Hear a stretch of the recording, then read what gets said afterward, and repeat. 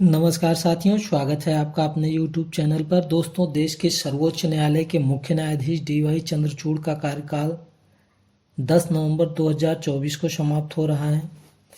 इसके पहले supreme court bar association द्वारा आयोजित विदाई कार्यक्रम में भाषण देते हुए DY चंद्रचूड़ जी ने कहा, उनके कंधे आलोचनाओं को स्वीकारने के लिए पर्याप्त मजबूत हैं। उन्होंने कहा कि शायद सर्वोच्च न्यायालय के हम पहले ऐसे मुख्य न्यायाधीश हैं जो सोशल मीडिया पे सबसे ज़्यादा ट्रोल हुए। DY चंद्रचूड़ जी 2 वर्षों के अपने कार्यकाल में कई मुद्दों पर और कई निर्णयों में डायरेक्ट इनडायरेक्ट शामिल थे, जिनमें कुछ महत्वपूर्ण थे। निजता का अधिकार, अयोध्या, सबरीमाला, व्यभिचार पर कानून को चुनौती, सशस्त्र बलों में महिलाओं की उपस्थिति आदि शामिल थे। DY चंद्रचूड़ जी भारत के 50वें मुख्य न्यायाधीश थे। ये पहले ऐसे मुख्य न्यायाधीश थे जिनके पिता भी मुख्य न्यायाधीश थे और ये भी मुख्य न्यायाधीश बने। अब तक सर्वाधिक कार्यकाल इनके पिताजी का था। सबसे लंबा कार्यकाल 2 वर्ष का कार्यकाल DY चंद्रचूड़ जी का है।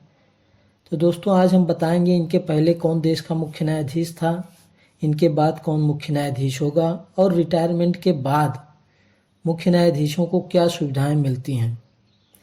तो DY चंद्रचूड़ जी 50वें मुख्य न्यायाधीश थे। इनके पहले 49वें मुख्य न्यायाधीश UU ललित थे, जिनका कार्यकाल 3 माह से भी कम था।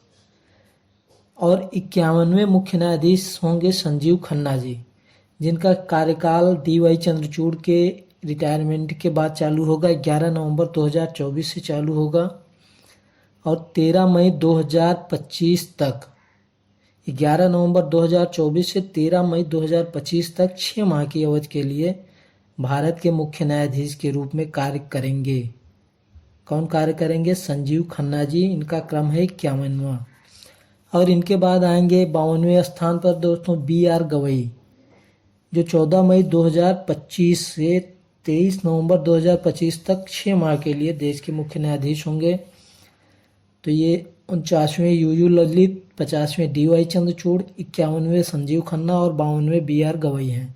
दोस्तों, आपको पता है सर्वोच्च न्यायालय में मुख्य न्यायाधीश की नियुक्ति का एक सिस्टम है जिसे कोलिजियम कहा जाता है। इसमें जो मुख्य न्यायाधीश का चयन होता है वो वरिष्ठता के क्रम में होता है।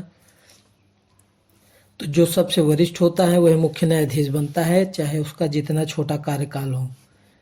अब आपको हम बताते हैं दोस्तों, रिटायरमेंट के बाद सर्वोच्च न्यायालय के मुख्य न्यायाधीशों को क्या सुविधाएं मिलती हैं। तो इनको दोस्तों सरकारी आवास मिलता है, जीवन भर के लिए सुरक्षा कार्ड मिलते हैं, पेंशन मिलती है जो लगभग 70,000 होती है।